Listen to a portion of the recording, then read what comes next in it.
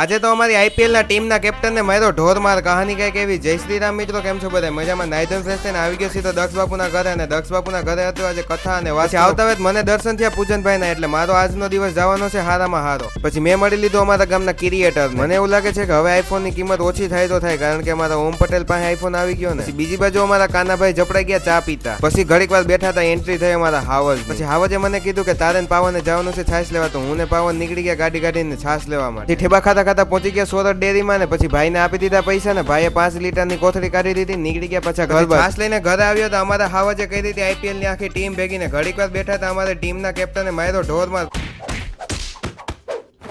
પછી અમારા vice captain નો વારો આવી ગયો.